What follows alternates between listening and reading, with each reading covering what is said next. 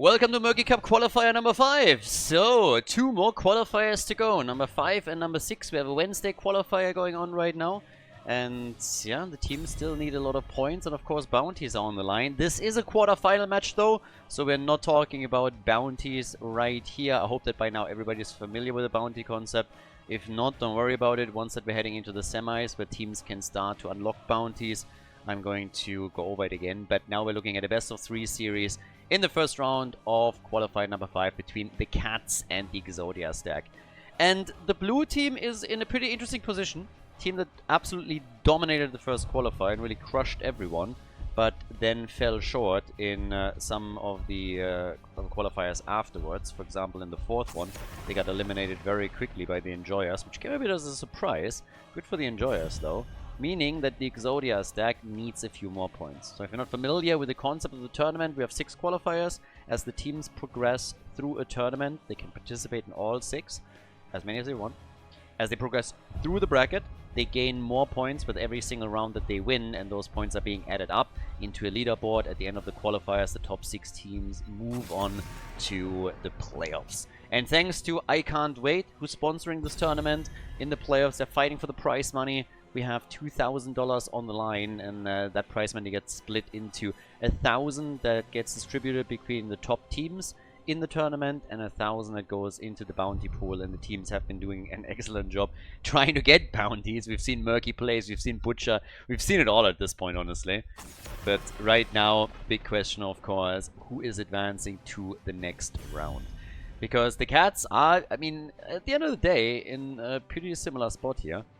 For the time being, we're looking at Diablo and Hogger being banned out. There is a draft restriction in this tournament, and that is simply that any hero that gets played cannot be played against. The 10 heroes that you see on the first map cannot be played again in the same series, and the same continues with map 2, map 3, map 4. So as we're heading into a best of 5, for example, there is quite a bit to consider as the final maps are being hit.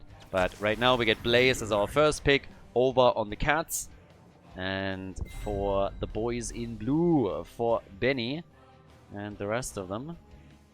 Yeah, the question is, what are they going to do today? And what kind of influence is Dino going to have here as well with the picks that he's advocating for the team? That's going to be another one. But yeah, I'm a little bit curious. Kind of curious how this is going to go for them right now. Because, yeah, at this point we get Maiev. We got Johanna as well. Alright. So Maiev and Jojo to kick things off here.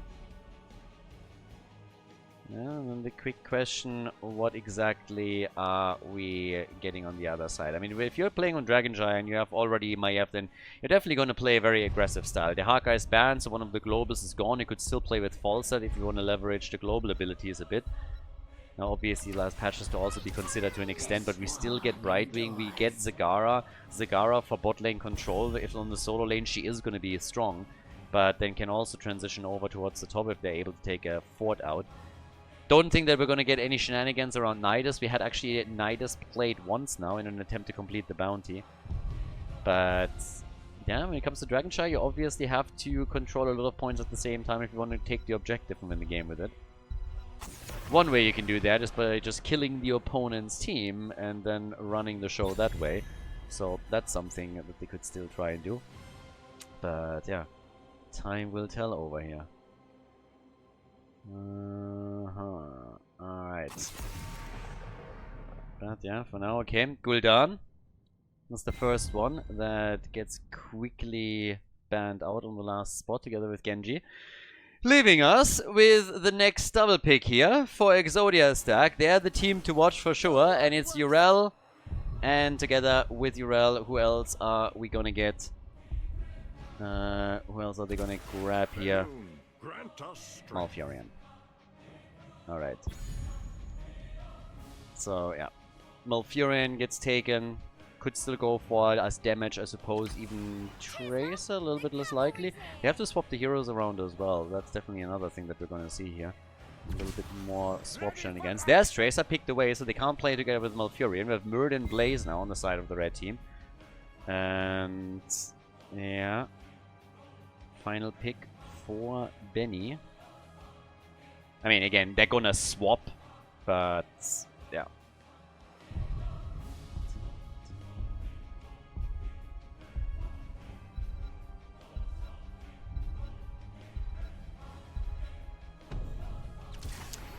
And it's Hanzo. So, Hanzo Maiev, Johanna, Urel. Well guys, stage is set. Exodia stack has a bit to prove here, so let's get things going. We have our first map in the best of 3 series. On the left, the Exodia stack, and over in red, we have the Cats. Let's go. First game of the best of 3, over on the left, in blue, we got Hazorps on Hanzo. Copenhagen is playing Urel.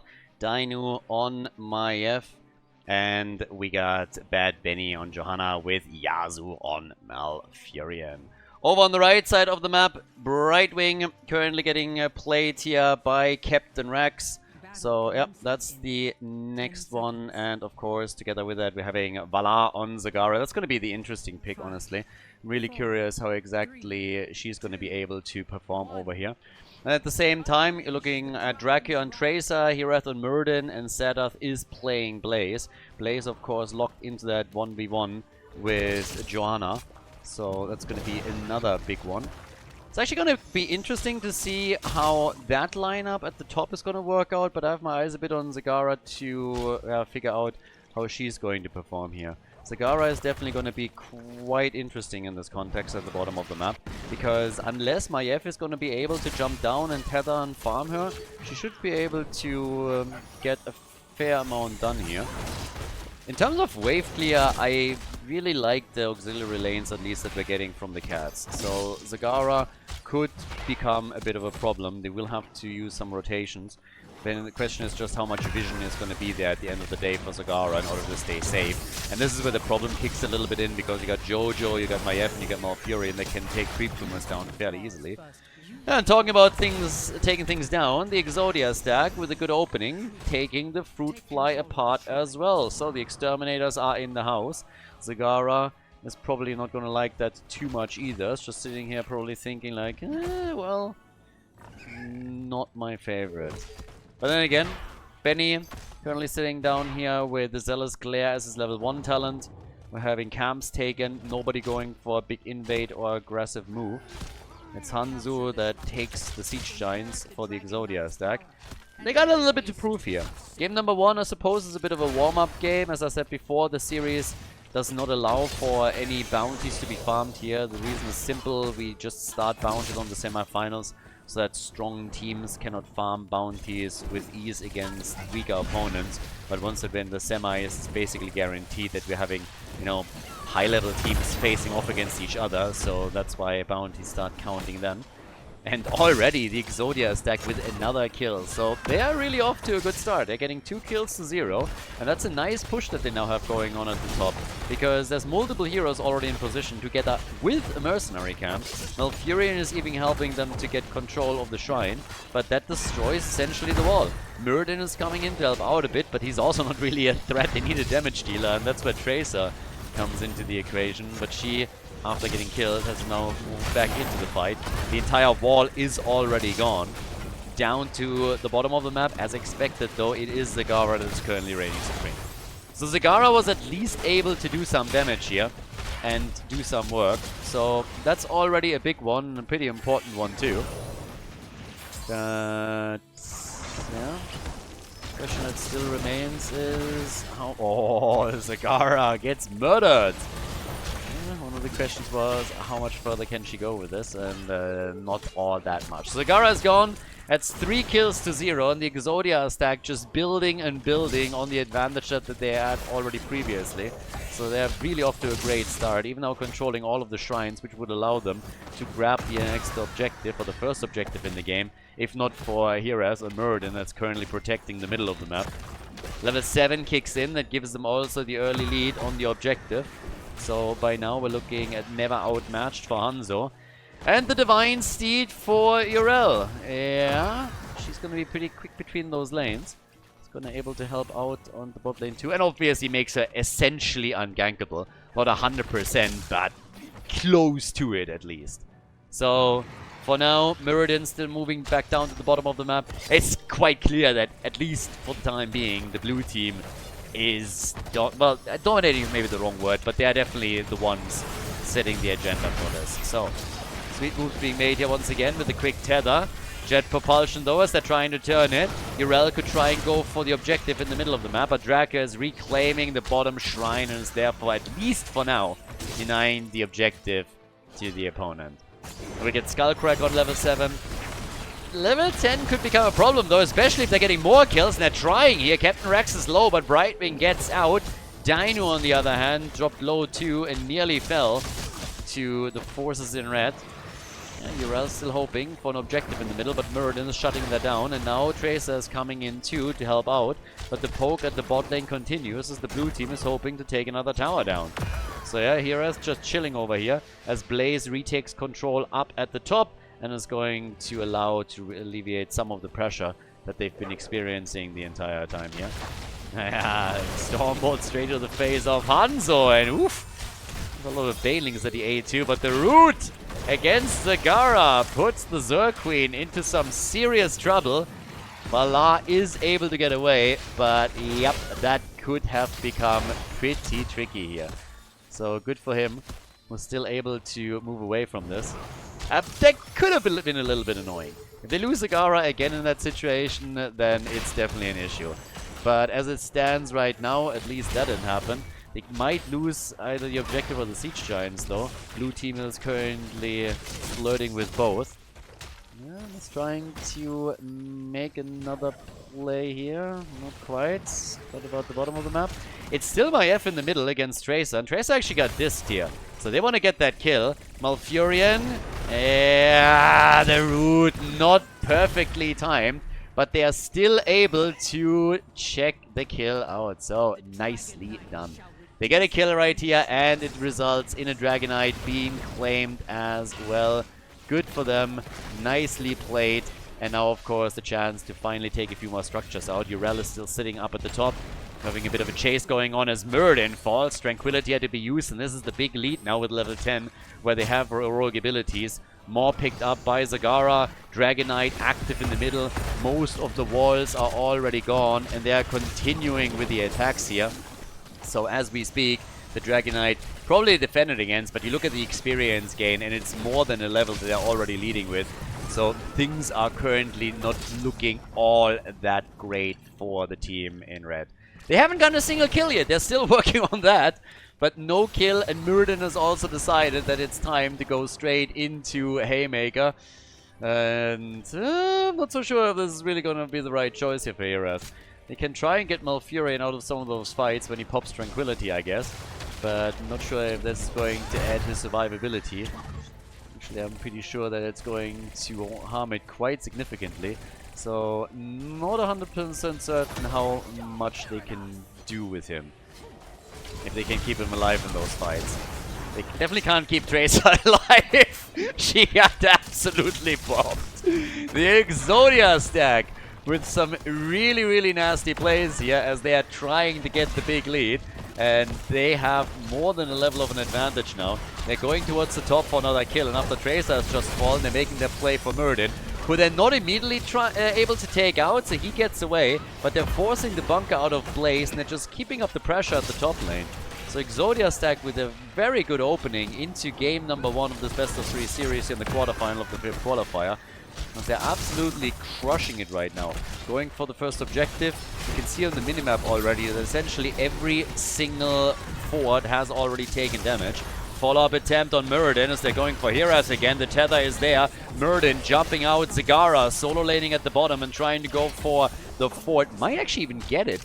Nobody's rotating against her. And there's another kill. Finally the kill against Brightwing. Zagara is forced back. The minions still doing some damage. And honestly, that might still be enough. I suppose that the fort is barely not gonna fall. Zagara makes it out, but at the top the fights continue, and there it is, the first kill for the red team. Muradin dies too. Tracer was able to at least get a kill and is now starting to retreat here, but damn. It's 8 kills to 1, more than a level advantage. So yeah, definitely some spicy plays that we're now getting from everyone involved here. But whew, that's quite the game. Now, kudos to the Cats trying to bring this back now, but they are really in dire straits because as the shrine gets taken, Dino is ready for another channel and he gets the Dragonite for the team. So now he can work the middle. as the rest of the blue team is holding the top and the bot lane. So yep, defending against all of this as we speak. And yeah, at the bottom of the map, I guess they might get this fort. Main action is now sitting in the middle though, as the Dragon Knight is already going for one fort and takes the one in the mid lane out fairly easily. So yep, not a problem here. In the meantime, Muradin gets chased and he gets rooted pretty hard. Brightwing is trying to help out and will. 23,000 damage from Tracer, by the way. Hanzo has essentially the same numbers. But the leading experience is still there, and this worries me more than anything else for the red team, because they're going to trail behind in talents in just another moment. It's not going to be easy to bring back at all. Not impossible. If you win a big team fight at some point here, then you can definitely make some moves, but at least for now, things are still a little bit tricky on their end. If Zigara, for example, can gain a little bit more momentum, once she hits the level 16, she's of course also going to get a quick power spike. But for now, it's really just the blue team that's making the moves. Maw is being used, Bunker is already out. There's the Haymaker against Malfurion, and Yasuo is not impressed and is easily able to move out of the fight. Comes in with a root against Muradin, and the Dwarf dies. Budget, Gimli eliminated, and that allows them to pressure even further. So the attacks are still coming, and after the mid and the top fort have already fallen, they're going to continue with the bottom of the map. So 3 forts gone now. The entire outer ring of defense is eliminated, and with that they're making a play for the first keep of the game, or at least the wall involved. So push after push is now coming here from them, and with 9 kills to 1, the team fights alone are already leaning heavily in their favor, and it really stands to reason that the trend is just going to continue here. They're escorting the Siege Giants through, they're taking the fort, so that one's already gone. And, well, as it stands, they are hoping to take out a bit more here. So, one attack after another, slowly and steadily, as they're coming in for the keep. And Urel is also at the top of the map, giving them even more experience at this point. So the lead gets actually extended. Their goal is to continue with their dominance and propel the team forward towards 20 once that we are seeing the level 16 talent connect for their opponents. And they're definitely going to get there. Urel also wants to make sure that they're getting another Dragon Knight. So far, there's not a single objective that has been picked up by their opponents. So nothing that the red team was able to get. If they can deny at least this one, that would be great. They have level 16, and it gives Zagara now Corrosive Saliva, which is definitely a crucial talent for her in this situation. So, yeah, maybe that could help here. Another camp gets already claimed. Full control, as you can obviously see, on their side regarding the shrines. So that's a little bit of a problem, I'd say. And yeah, the big fight is already starting to pop up here. So as it stands, the 2-level advantage still in favor of the blue team. But here come the cats. Herath low, and Muradin gets murdered as Hanzo takes aim and drops him quickly. So that's another kill right there. And with them now eliminating Muradin, they're getting another Dragon Knight. The bottom gets already pushed by the camp that they've previously taken. So that's another big one. And they're going to get mad value here. I mean, with the DK coming in, honestly, right now they don't even need the DK. They're going to get that hit no matter what, but it's already bad enough as is, if you ask me. Because with the Dragon Knight, they might even have a chance to get more than that. If they are getting a kill here, they can easily start to make a move for the core too. Muradin is still gone for another 6 seconds. We're 13 minutes in, so still fairly early in the game. But they're already doing such a great job that they might be able to work around this. Death timers are still low, but this is an opportunity to drop the core at least a little bit, and they're working on it. Dragon Knight using the Dragon's Breath again in order to burn it down. But as the shield is nearly disappearing, the Dwarf at least is back, gets tethered in as Maw gets used. The next attack already coming. Herath, Haymaker, but only into the sweet corner here. And Muradin again in trouble, and he falls once more. 5 deaths already on Muradin, and that's exactly the problem right there. Without Avatar, survivability just goes down for him significantly. Malfurion keeps the boys alive with Tranquility as he moves in and tries an assist them here. The core is already falling after the shield has been eliminated. And yeah, things are not looking too good, honestly. This seems like it's going to be win number 1 for the Exodia stack in this best of 3 series in the quarterfinal. Benny, he doesn't even die. They kill Tracer. The core is at 11 points. and Benny somehow survived through this. Brightwing falls, and so does the core.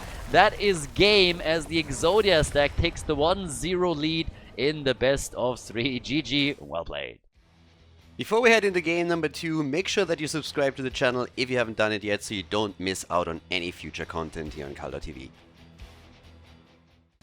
Map number 2, Towers of Doom. The lead goes to the Exodia stack after the victory on Dragonshire. And now we're heading into match point number 1. Now, quick reminder, the qualifiers are single elimination tournaments. So if the Cats lose here, they're out of this tournament. Last week, though, it was the Enjoyers that the Exodia stack went up against, and things went a little bit different. What happened there is that we actually had a lead for the Exodia stack, and then there was 2 in a row. So can the Cats repeat the feat of the Enjoyers, or are they now going to fall victim to their opponents on the second map? They chose first pick, first ban, so usually in most of the tournaments, ours included, every single time that a series or that a map is over, the losing team decides whether they want to have first pick, first ban, or if they prefer to have the map choice. And the Cats, as a losing team, they decided they want to have first pick, first ban, which is traditionally the more popular choice, and that left the map choice open to the blue team, who, again, in typical fashion for them, went for Towers of Doom. So we have a ban on Samuro, trying to avoid the shenanigans here. Again, quick reminder also, the 10 heroes that were played on the previous map cannot be played again. So, for example, Hanzo is now not an option any longer. Which I think most people actually welcome in that context. But we get Lucio. So, Captain Rex with Lucio as the first choice. And what is the Exodia stack gonna do here? One of the heroes that for me now comes to mind is Sergeant Hammer again. It's actually kind of funny because recently we've had Hammer and we've been talking again about the level 7 talent and about alternatives on 7 to Hover Siege mode, which essentially don't exist because Hover Siege mode is just absolutely mandatory. And I mentioned one game that now every now and then comes to mind because I've seen graduating range with Stitches being taken, and I think it was Masquerade and his team back then who picked that. So they picked graduating range on Sergeant Hammer and then used Stitches to reposition Sergeant Hammer, which I thought was a pretty fun idea and pretty cool, something that you don't see all that often, and I personally would actually like to see that again at some point, but I don't think it's gonna happen here. I wonder if he should make a bounty out of this, but it feels a little bit too complicated and convoluted to make it a bounty, but as a concept I find it funny. I suppose it would be also okay if we would use it with anything else, but yeah, real deal would be a Stitches hook and graduating range on Sergeant Hammer. Either way, as it is, that's not gonna happen here, but Sergeant Hammer could still be a pick. This is, I think, what initially triggered that thought on my end. So we have Sylvanas, we have an Uberak, pushing down walls, definitely possible for them now, with the lineup that they're running here.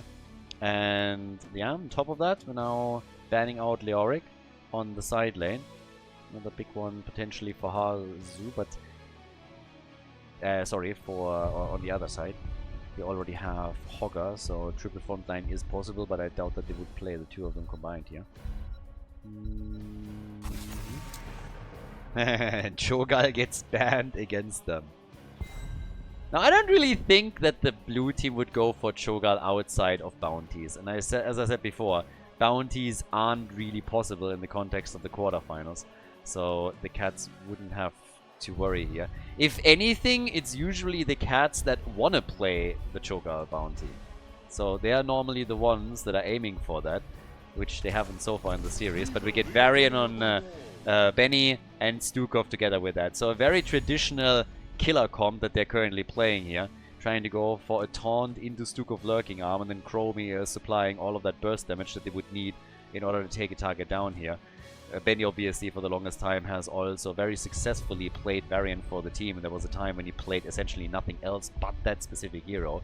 The idea behind it is a bit similar to what you normally do when you're picking, let's say, an Uberak, but in this context, that's not quite happening. They go for the Vikings though, nice! So we have Kerrigan and an Uberak, so they're still going for some pretty aggressive heroes in regards to stun chains that they can execute. But on top of that, we get the Vikings. So a 4-man that is hinging around CC that they're attempting to chain. And then on top of that, Vikings to control the experience on the map. Something that could have been played also by the blue team, who are more known for playing Viking compositions, but has obviously not happened here. But as our final pick, we're getting Falstad, so a bit of global prowess now from the blue team. Towers of Doom, ladies and gentlemen. Game number 2 in the best of 3 series. Game number 2, the 1-0 lead for the Exodia stack turns it into a match point for the blue team. And now what we're getting is, first and foremost, obviously, on good old Chromie Hanzops in this case. So he is currently playing the mage here. Then on top of that we get Dino and Falstad. Copenhagen is playing Hogger for the team. We're also on top of this getting Yasuo and Stuko. I mean, again, the idea here is absolutely simple. You're trying to play Varian with Bad Benny, picking Taunt on level 4. Then you're going for some burst damage with Chromie after the Lurking Arm. Then on the right side, Captain Rex with Lucio. We have Sadath on the Vikings. Valar with Kerrigan. Hireth on Anubarak, and Drak here is playing Sylvanas. So pretty cool concept and a really nice setup that we get from the two teams. Very different ideas are currently clashing in game number 2 as the Cats are trying to get back into the series and make the third map happen. Definitely still a possibility with what's going on here, but also not an easy feat. You're going with Vikings up against an opponent that plays Vikings a lot, so they're pretty experienced going up against this. But Stukov goes down, and that's first blood for the Cats, who, at least in game number 1, struggled quite a bit to get kills in the first place, so this is already them off to a fairly decent start here. Good for them. A little bit of top lane action now as well, as the party continues there. Eric at the bottom of the map. Needs to be careful too. Kerrigan is obviously going to be looking for kills here. I mean, the entire idea for them right now is to just attempt to get that 4-man going, rotate with Lucio quickly between lanes, and allow Kerrigan and Anubarak to set up CC chains that Sylvanas specifically, but also the rest, can then jump on and get the kills in. So those are some things to watch out for as all of this continues. But right now the plan is more or less working. They got a kill initially. Now they're also still controlling the Vikings. Not too many of them have died yet. That's going to be a job for Falstad and some others to try and take the Vikings out wherever they can. But at least for the time being, the red team is doing pretty okay. With level 4 kicking in just a moment, that might change. That's going to be the question here. Can Benny and his boys, can they go immediately for some aggressive plays around Varian's Taunt? Can they interrupt that 4-man that rotates between the mid and the bot lane? Or how exactly is this going to play out for them? I mean, as it stands, yeah, we'll have to wait and see.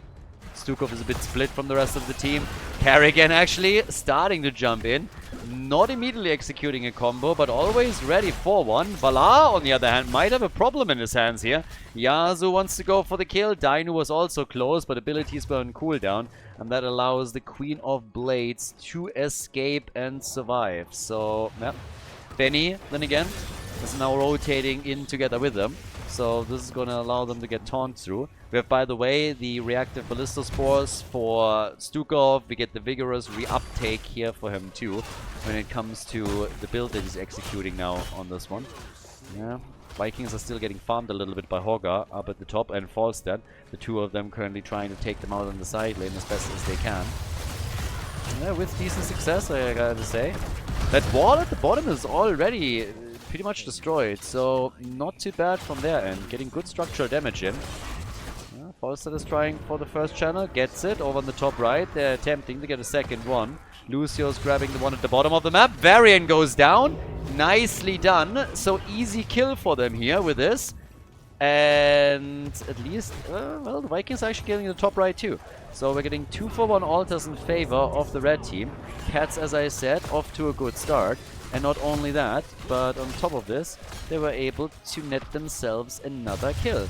So as things stands, they're with 2 kills to 0 ahead. Bit behind in experience still, but level 7 is going to kick in any moment for them as well. That's an interesting game. We're off to an interesting start here as the team is trying to come back into the series.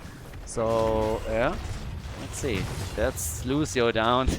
Just as I say, they're starting to do a decent job here. They are also running into trouble. So that is the end of Lucio and the first blood also for the blue team. Yeah, top side. Hogger. He is working that bell tower, isn't he? I mean, he might get that, and we're not even 5 minutes in. Also, nice control now at the bottom of the map as they're stealing the camp away from the opponent. And Carrigan is also down. So, Carrigan became the next victim here. Not bad. Falstad flying back up top. Trying to defend here as Hogger, yes, gets destroyed, but we also have the bell tower taken. So that's actually pretty big. Claiming the bell tower in this situation is a huge move for them. And what still remains to be... Falstad gets killed. That's actually a second kill for them now. 4 kills to 2. But that bell tower control, losing that this early in the game, that's a problem. And at the bottom, they've also lost the wall already.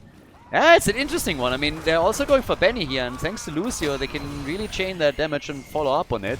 Now, getting the kill, that's a different story. I'm not quite sure if they're going to get that far. But it's one single altar on the map now that the two teams are fighting over. And with... I don't know, level 10 maybe kicking in a bit earlier for the team in blue, they might have a chance here. But stuns are coming out. Benny again. And Uberak, the first one to fall as Benny became the target, but they turned it on an Uberak and dropped the tank on the other side. Now level 10 kicks in. It's 36 points to 29. So on the objective at least, the red team is heavily ahead. But when it comes to kills, we are seeing the Exodia stack slowly catching up here. So, yeah, Exodia stack still with a couple of plays that they can make on this. And right now, with level 10 on both sides, any huge surprise? I mean, we get mind control for Sylvanas. Nothing outside of that. A very early boss attempt by them. They're going for a really early boss here. Vikings have sniffed that out.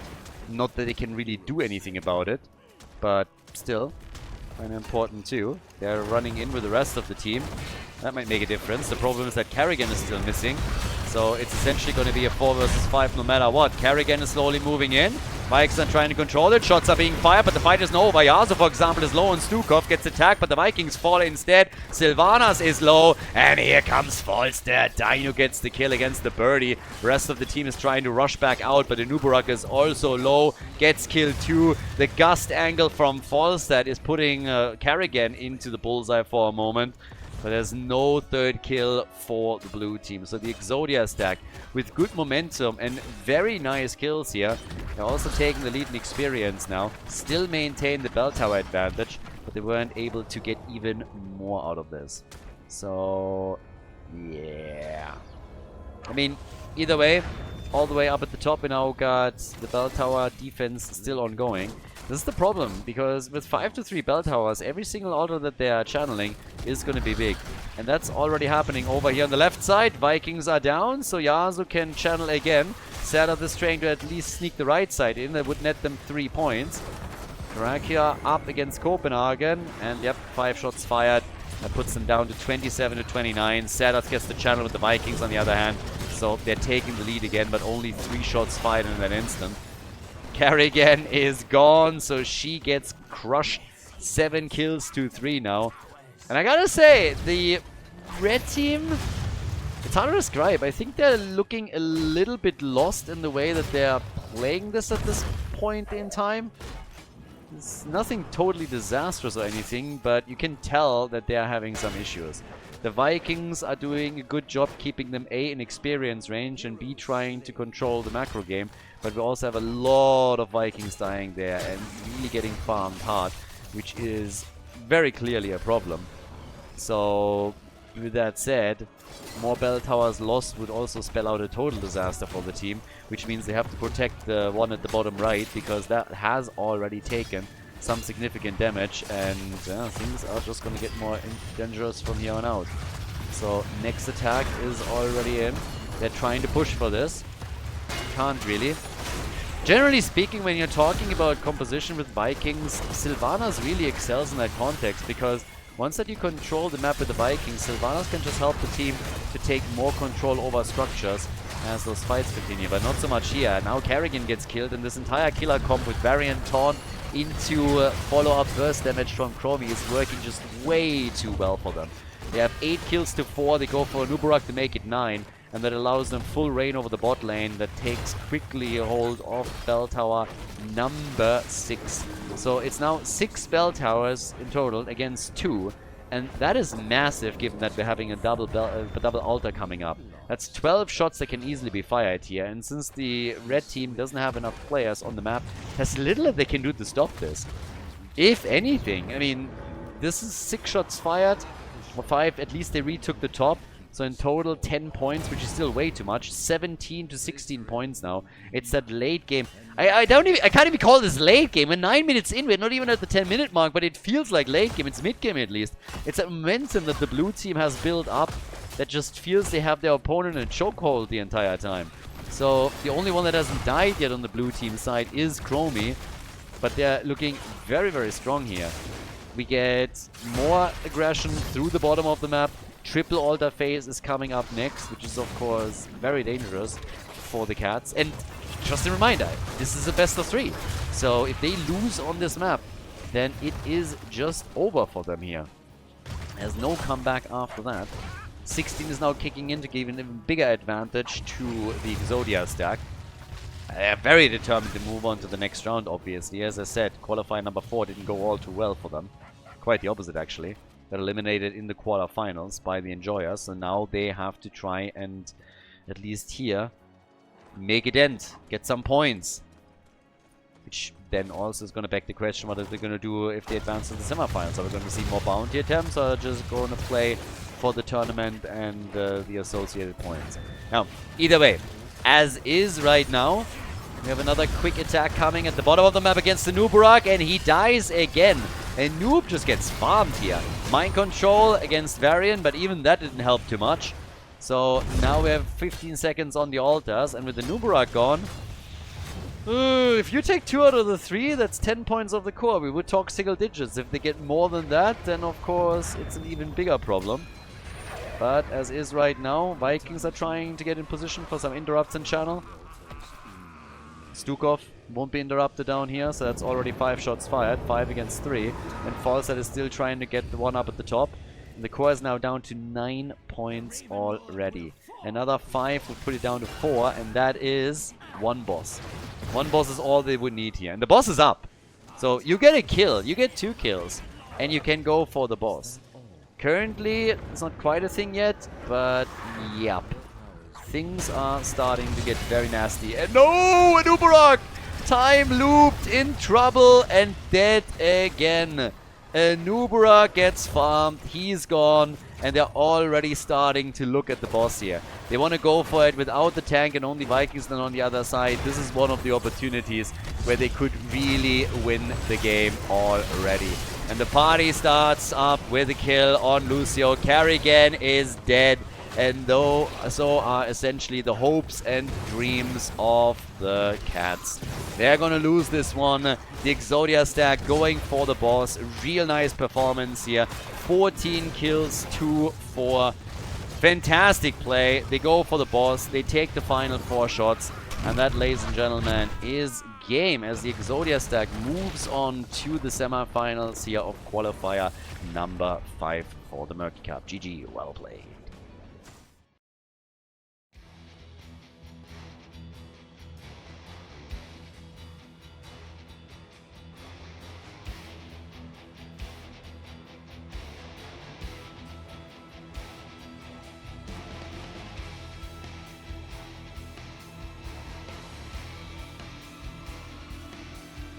Thank you everybody for watching the video today. I hope that you enjoyed the show and the commentary. And keep in mind that the spoiler protection that is going to run for the rest of the video is made possible by all the support on patreon.com. So guys, if you want to support my work, if you want to help me start new projects and keep the spoiler protection in place, please consider heading over to patreon.com/Khaldor. There's also a link in the YouTube description, and check that out. Thanks in advance, and see you guys next time with more esports coverage here on Khaldor TV. Have a great day.